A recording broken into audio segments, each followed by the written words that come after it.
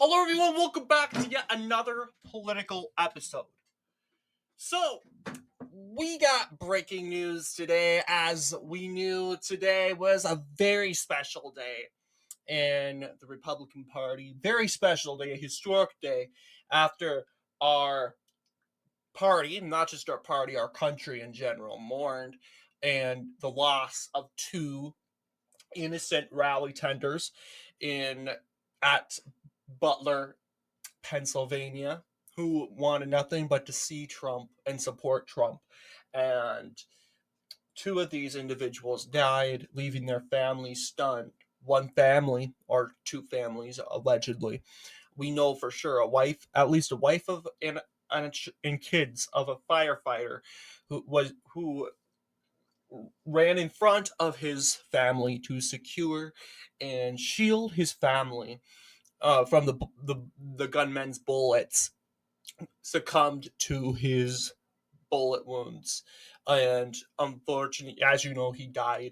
And now, as you know, a moment that was supposed to be happy for this family, going to see Trump at the rally, a moment that they were talking about and they were looking forward to, was a tragic moment and a dreadful moment, and a moment that will haunt this family for the rest of their lives. And we continue to give lots of prayers to this family and to those who also have been to the rally and are left stunned by the violence and saw Trump get shot, and the fear and the panic. There is no doubt about it. There was PTSD diagnosed, at least one, guys. There was at least one, and there's usually a PTSD diagnosis every single shooting, but at least one or two or three diagnoses. So there's no doubt about it, and it is said it was pretty bloody, disturbing. The shooter's head ended up being shot off. Don't mean to be graphic, but just to tell you, we have liberal media. They're laughing and making fun. We have Jack Black and whatever his name is. I don't know what his name, but he came out in mockery and during the end of his show, saying, "quote Next time, get Donald next time. Don't miss Donald next time." And that comment made me sick.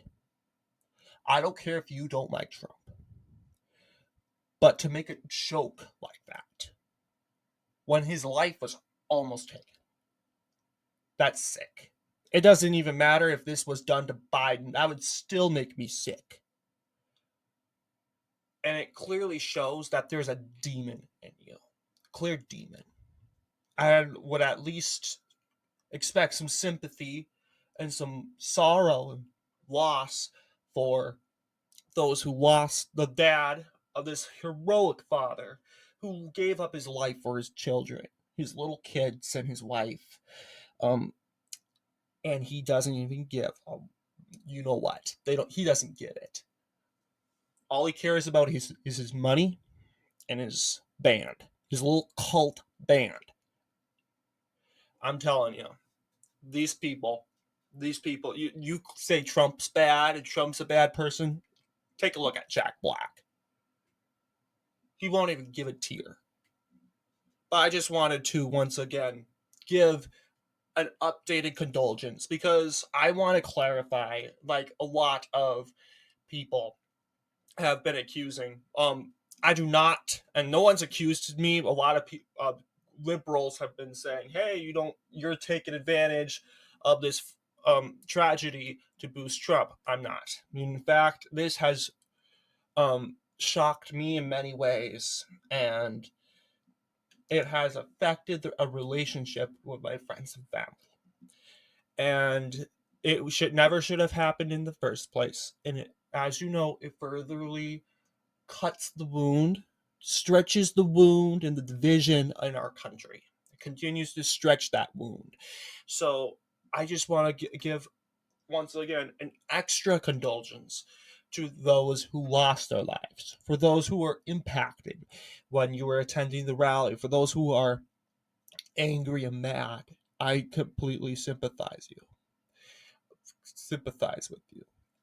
So we got some news in regards to Trump's VP pick. We know the pick, and that pick is going to be J.D. Vance, a former Trump critic.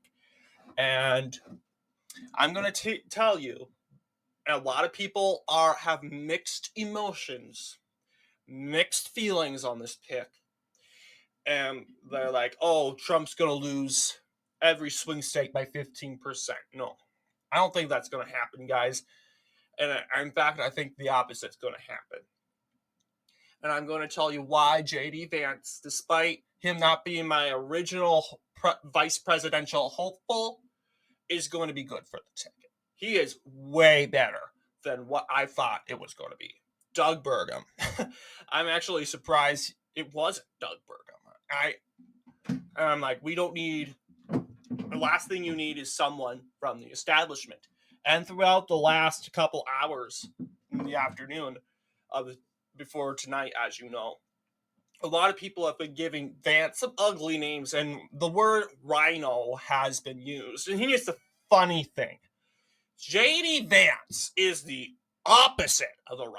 And if you say J.D. Vance is a rhino, I think you're a rhino, and you're trying to take the word off of you and put it on someone you don't like. This is what I think. He's not a rhino.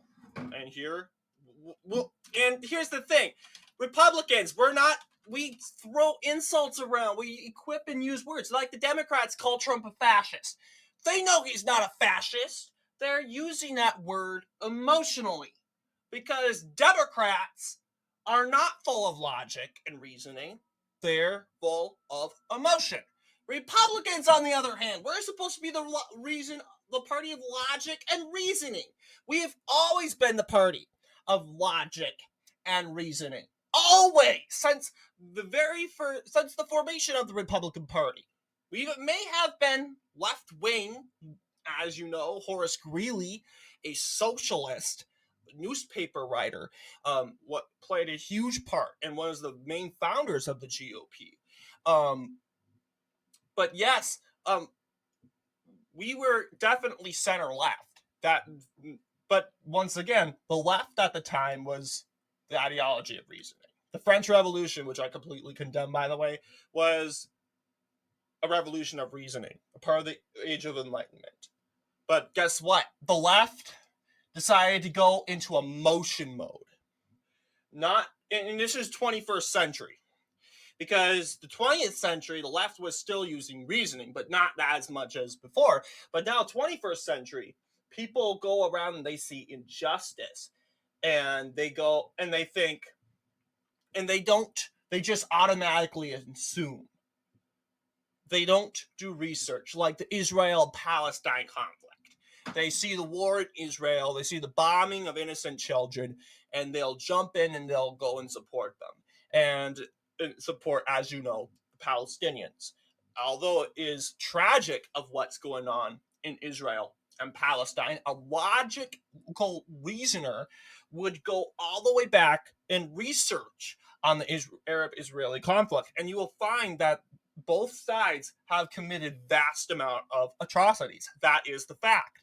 And just because Israel is committing the atrocities now, that doesn't mean, we're in for Palestine. Because what if it switches all of a sudden and Palestine goes and commits atrocities against Israelis and Jews?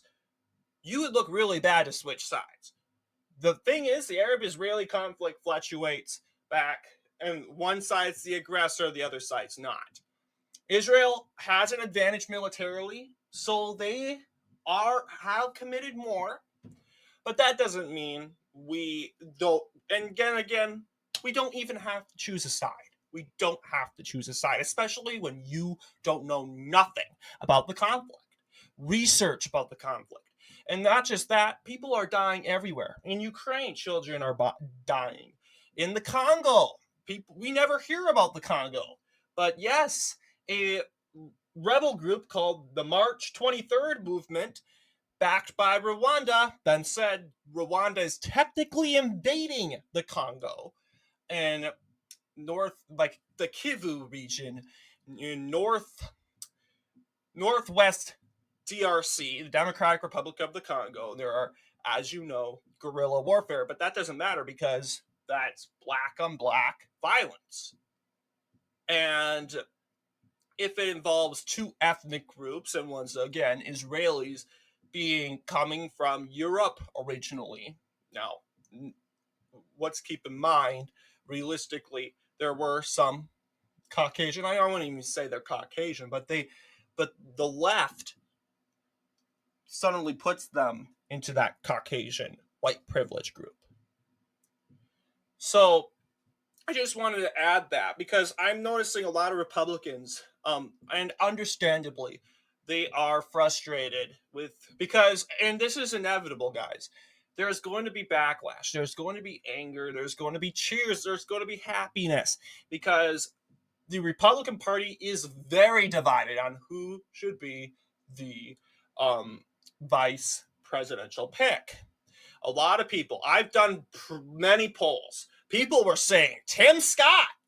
At the time, Tim Scott won the majority of my channel, and on the other half of my channel wasn't happy. They're saying Tim Scott is a horrible pick. He ran against Trump. He's not qualified, and basically, and then Tulsi Gabbard won a poll. No, Tulsi Gabbard's not a Republican. And then there's back and forth conversation about that. Then I want to believe Marco Rubio won a poll. No, Marco Rubio's an establishment. He can't do it. And now we have JD Vance. And like usual, there has never been a time where a challenge, or in this case, a poll, was conducted and an argument didn't break out. Arguments broke out all the time. But, I mean, I wouldn't say there were arguments. They were statements. And people commented. They'll comment and give their opinion. But a lot of people were critical on the polling winner. And in this case, the actual winner is J.D. Vance. And the critics are saying J.D. Vance, I don't know why, but he's a socialist. Because J.D. Vance is a big government figure. Here's the thing, guys.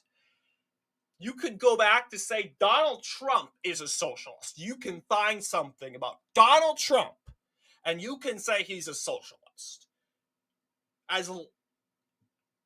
Here's what I think.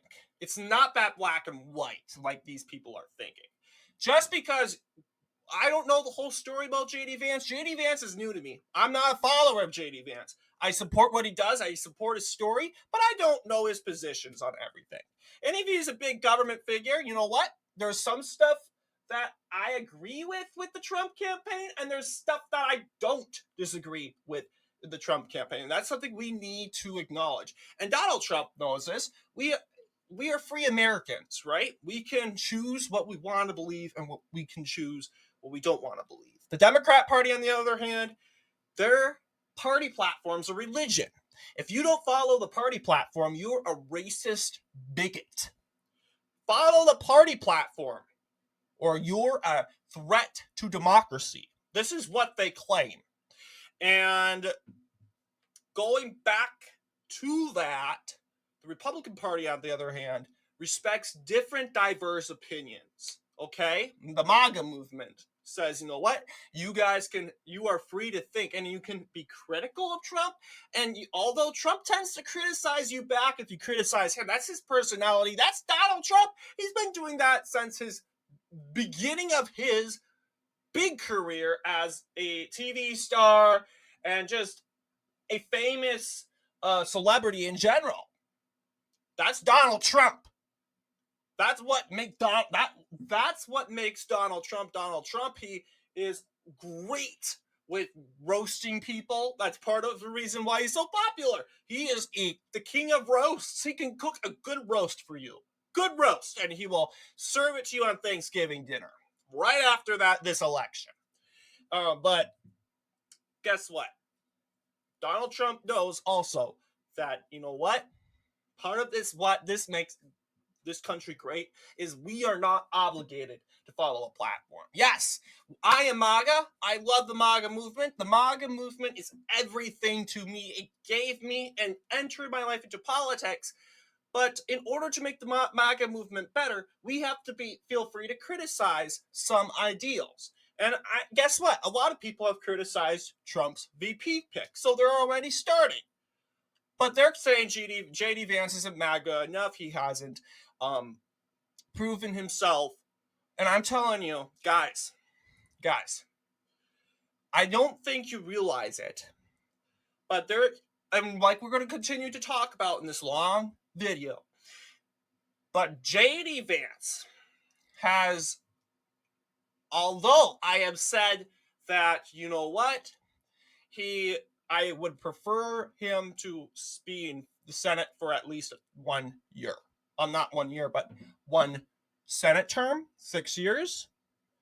But when I look back at the other options, like Marco Rubio, there's always something that will be a flaw.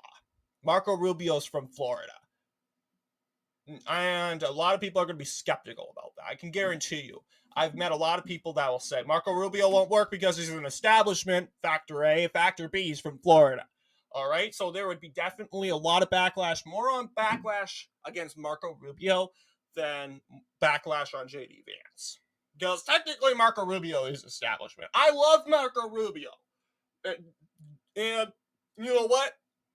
And that's okay. I'm a free American. I personally don't have a problem with Marco Rubio. In my most humble opinion.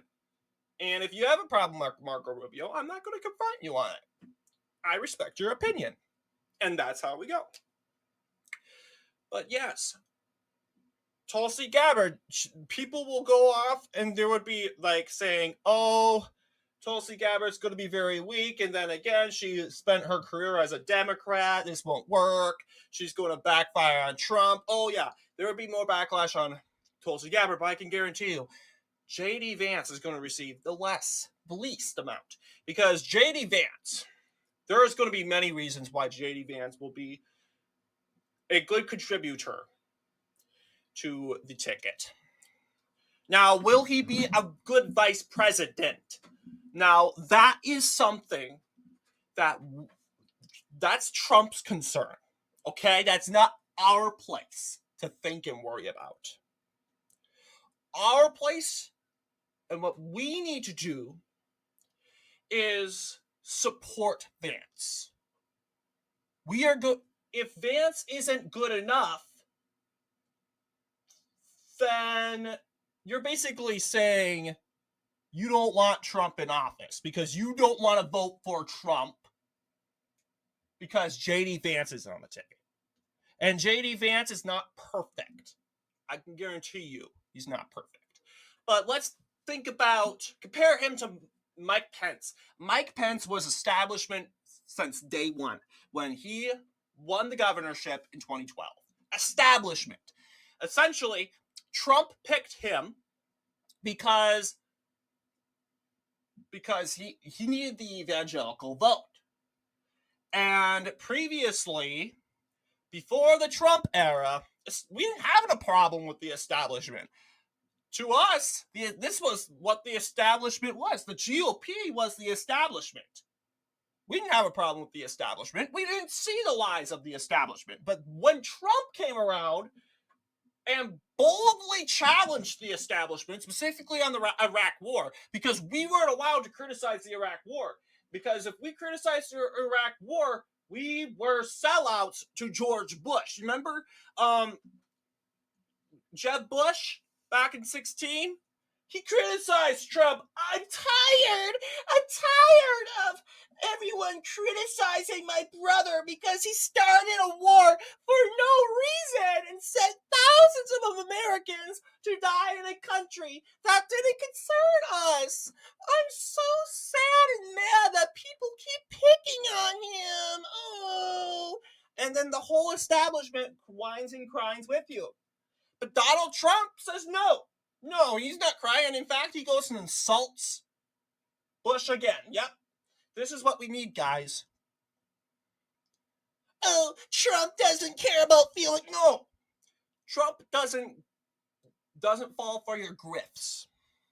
He can tell when we know Donald Trump. We've seen the sympathy of Donald Trump so many times.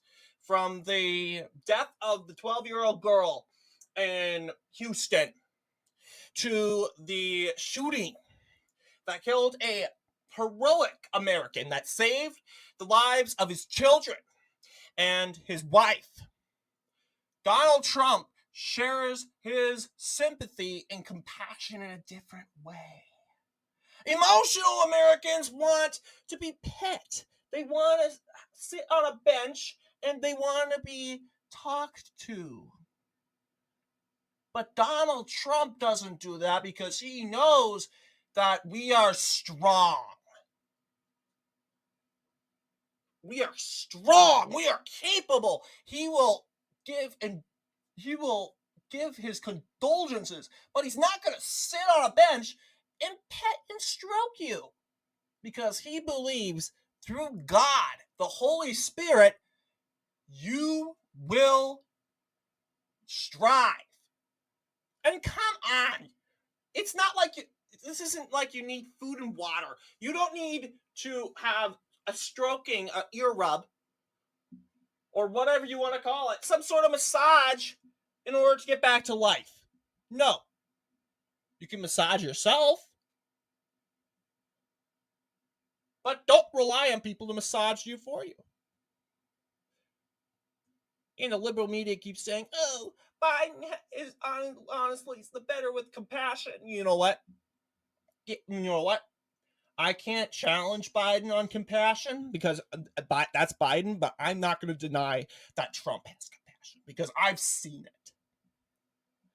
So I branched off a topic. I was originally going to explain why J.D. Vance would be, and I was explaining originally this isn't our place. Whether he's going to be a good president or not, that's not our place. I brought up Mike Pence. Mike Pence's establishment since day one. J.D. Vance, on the other hand, he ran on the MAGA platform. Ohio, you could argue, is somewhat of a MAGA state, but there are a lot of Republicans in the metro of Cleveland and Columbia and other big areas in the Buckeye State. Lots of big areas in Ohio. And they don't like MAGA. They believe MSNBC. They believe the liberal media. And to tell you, they believe the grifting moderate media because the moderate media wants to appeal to the anti-Trumpers in the big cities. But this guy's saying no, and this was an anti-Trumper, guys. This was an anti-Trumper. We saw the worst of J.D. Vance in 2016. How can it get worse than that? J.D. Vance didn't even have to defend Trump. He could be like, we could say he could be like, in this case, Tim Scott, who really, I wouldn't say he cares about himself. He loves Trump. He supports Trump all the way. But Scott works with everyone, affiliates with everyone. He works with the rhinos, too. But J.D. Vance seems to appeal to the MAGA base. In fact,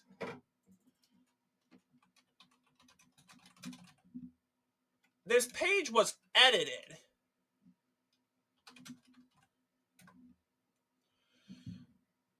The factions of the Republican Party. Many factions in the Republican Party. There are conservatives,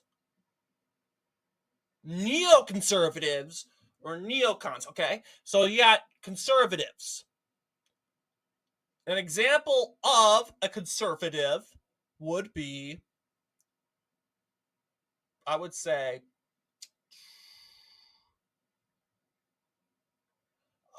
Ted Cruz. He would be more of a conservative. Going down to neocon, the example of a neocon, someone who appeals to the more of American imperialism, or in this case, modern age American interventionism. And that would be in the likes of George W. Bush, Dick Cheney, John Bolton, Mike Pompeo, you can't forget Lindsey Graham. That's what I was trying. And then you got the Christian right. The Christian right is in the likes of Rick Santorum, Mike Huckabee. You got what else? You got, I would say, Mike Pence. You got, of course, our House Speaker, Mike Johnson. I would say he isn't MAGA. He's more Christian right. Who really rules on the Bible. They rule on the Bible. They don't rule. That's their platform. They rule on the Bible, not really Constitution or party platform. Libertarians, similar to Trump, their libertarians come from the likes of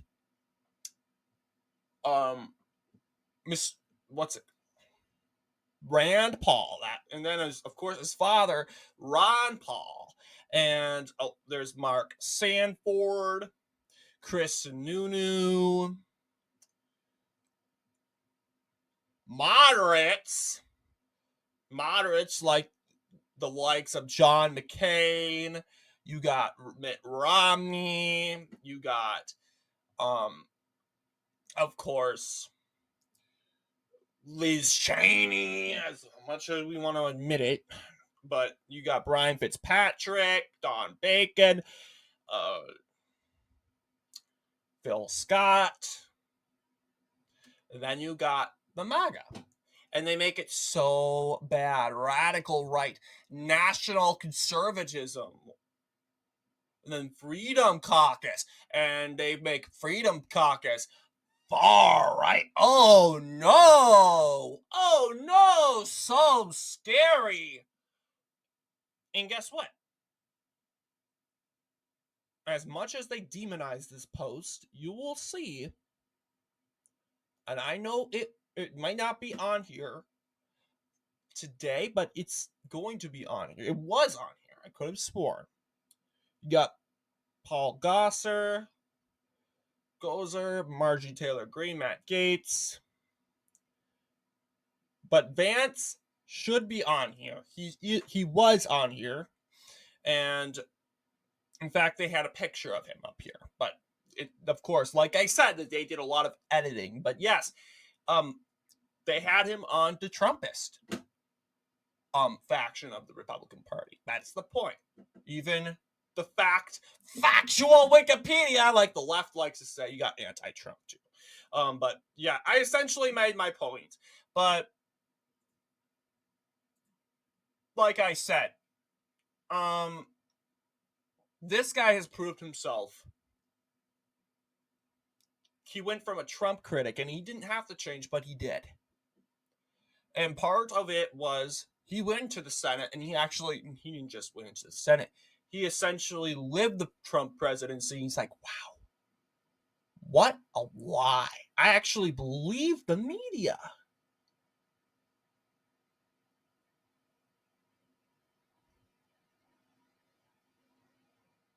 And now he's the running mate. And part of it could be because, once again, he has a story. An anti-Trumper.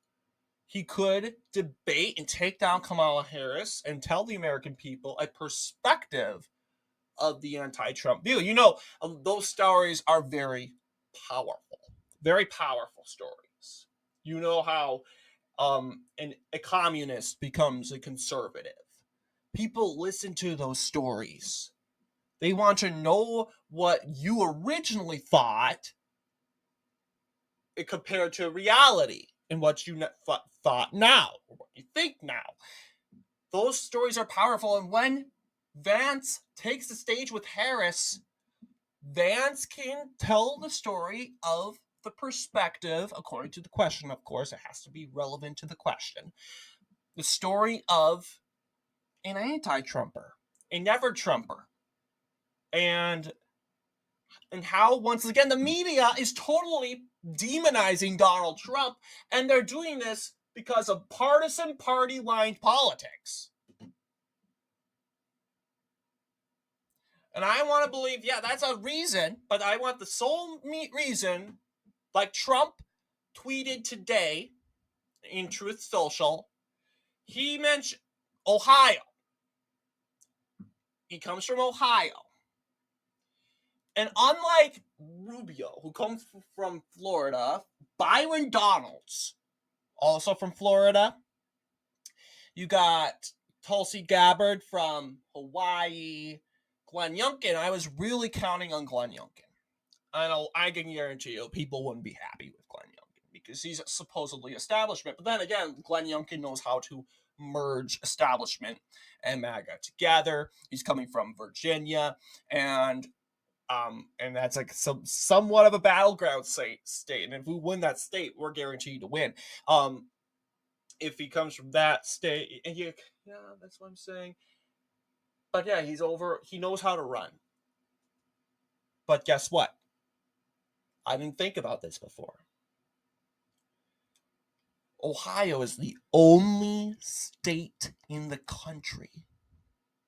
The only state in the country. Not another state. I'm running through it right now, but it's a fact. Ohio is the only state in the country that has a close relationship with both Michigan and Pennsylvania. And we want to talk about state rivalries. Both Pennsylvania and Michigan hate Ohio. So why would they go and vote for Ohio? But then again, I would say there's a friendly rivalry because being a Minnesotan, a state where a state rivalry does exist with Wisconsin, we don't hate Wisconsin. We're competitive against Wisconsin. We are frustrated that the RNC is being held in Wisconsin. We're frustrated that Wisconsin is a more successful and more of a freer state than Minnesota. And of course, there's sports, and Wisconsin always squashes Minnesota in our competitive, I wouldn't say hate, but the rivalry between them continues to grow. And we can somewhat get better. We had a good season football, and we're not going to turn this into football in 2022. We remember 2022, I think. Was it 2022? Wait, 2023? Yeah, it's 2023 Super Bowl. But we didn't get to the final. We went to the semifinals, but Vikings. But yeah, there's a state rivalry. But then again, Minnesota and Wisconsin, although Wisconsin never went to Walter Mondale, they never went to Hubert Humphrey, the two Democrat nominees from Minnesota. The state solidly stood with Minnesota in both Democrat primaries, in the 1968 Democrat primary and the 1984 Democrat primary, where you got two Minnesotan candidates running. Also, we got to talk about the 1976 election. We see Georgia, a state which has a rivalry between Alabama and Florida. And this rivalry exists a long time ago. But instead, Alabama and Florida in politics decided to unite behind Jimmy Carter because they felt represented. He's coming from the South. And then true. The South is more nationalistic and representative because then again, unlike us Midwesterns and Westerners, Northeasterners, or Westerners in general, the Southerners have regional pride. And we lack a lot of regional pride. The South has a lot of regional pride. We all know that, guys. We all know regional pride. And that's part of the reason why he won. But there's some sort of regional pride that exists in the Midwest. In this case, Donald Trump chose a candidate in the Midwest. Not just that, he's choosing a candidate that comes from a state that is bordered with Michigan, that is bordered with Pennsylvania, and that has people going in and out of those two states, that have family in those two states, that these two states have close relations. I'm not kidding. Close relations with Ohio. And if we could flip Wisconsin, Michigan, Ohio. We won the whole Rust Belt because of supposedly Mike Pence, because people are saying he came from Indiana. That's an alleged theory. That is not really a confirmed theory. It's an opinion. And the Trump campaign saying, okay, we're willing to say that it could be a case, but guess what? Historically, that's what usually happens. You choose the vice president that benefits you, not just by policy, but on the electoral college and picking up states that are competitive. In 1976, Jimmy Carter knew he was good in the South, but he wanted to be good in the North. That's why he chose Walter Mondale. And because he chose Walter Mondale, he solidified Minnesota and Wisconsin. But he also got Missouri, because Missouri is somewhat of a Midwestern state and a Southern state. They are divided. They have a hard time figuring it out. Are we Midwestern or are we Southern? You got to let me know down in the comments. But if you're from Missouri, what do you use? Which region do you affiliate from? Yeah, it's divided. But yes, that's the reason, a good example historically of why. And of course, that is one example Jimmy Carter chose Mondale, because I can guarantee you Carter had bigger reasons and more reasons why he chose Mondale as his running mate. But there's usually a significant reason why. Like, for example, Hillary Clinton knew that Virginia almost went to Romney, and she knew that would be a critical state. So she chose Tim Kaine as her running mate. Okay? Supposedly, Obama didn't have to go for Joe Biden. He was going to win Delaware. I don't think it's just Delaware. I think it's just Pennsylvania, Virginia, and that area in general that he was mainly aiming for. And it's not a commitment to choose someone that's going to benefit you on the electoral map. It's a strategy that a lot of candidates like to take, nominees in this case.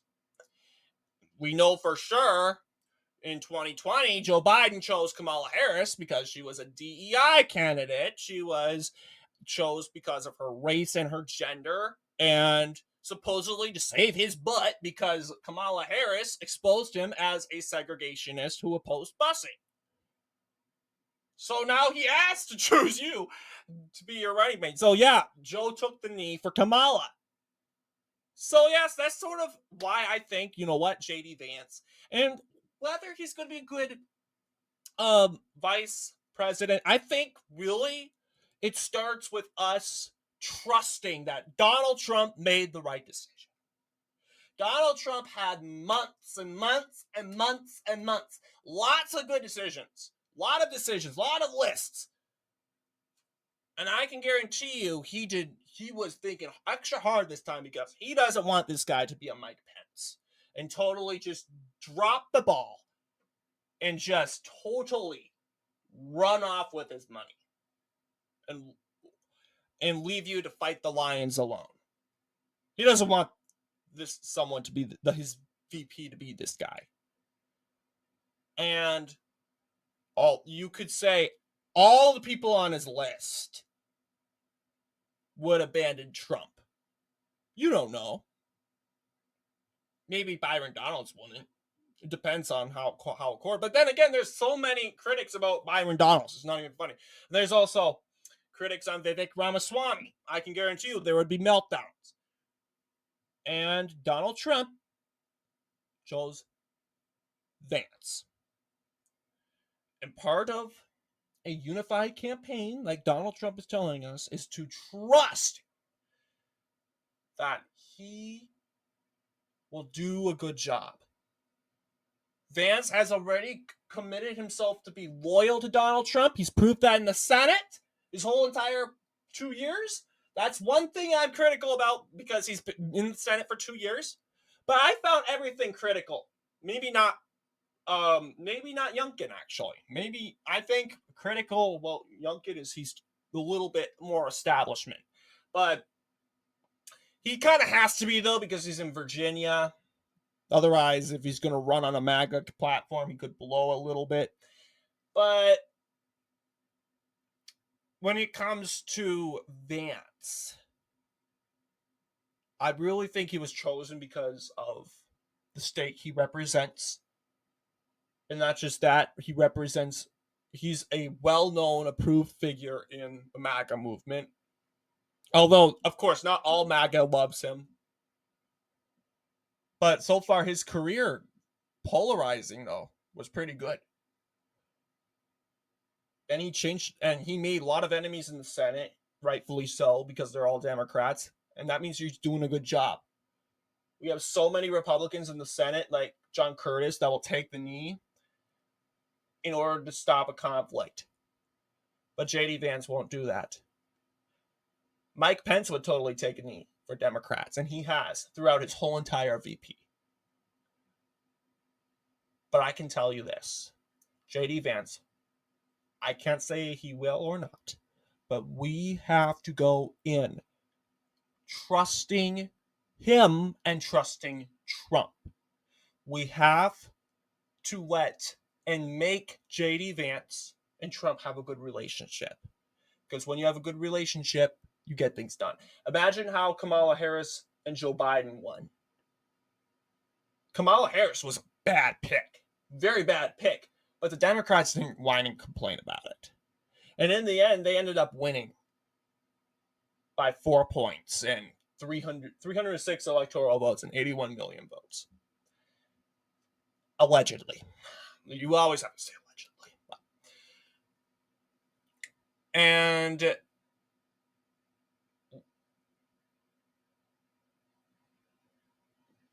afterwards, yes.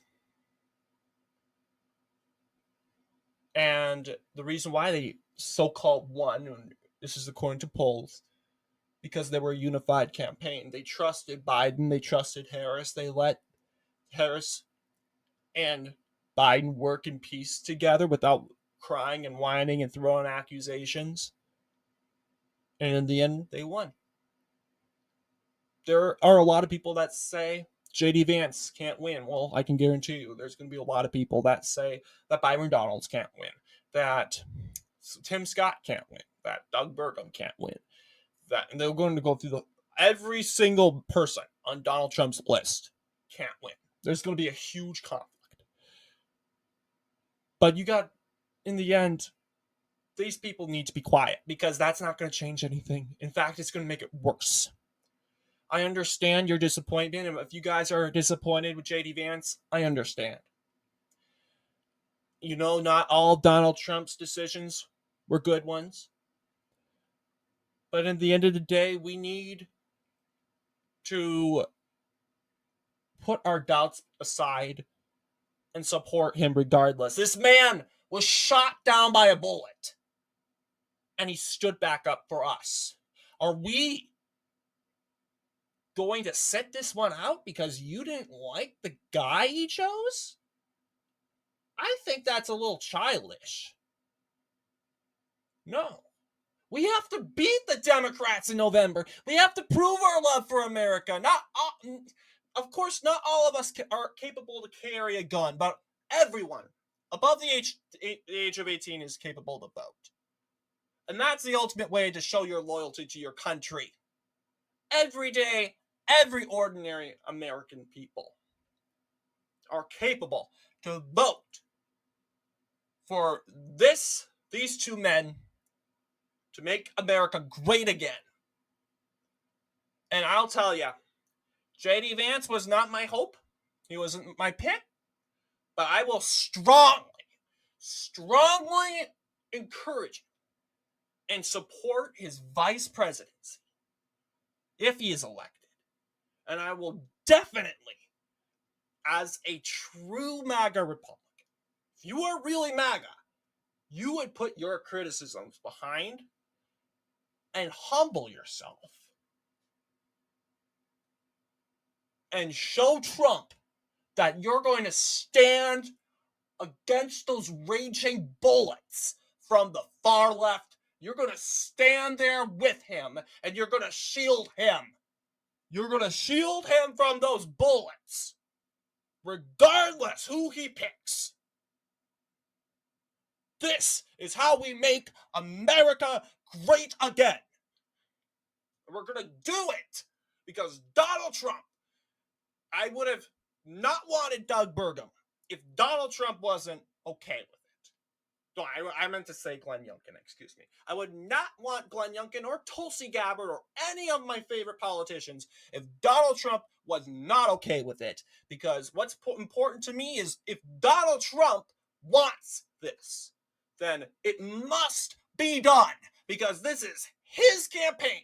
And he knows how to make America great again. And he knows the people that love him most and how strong they are. So let's unite behind this ticket and let's work together to stop Joe Biden and his crooked, murdering campaign. Thank you all for watching this video. I'll see you all in the next one.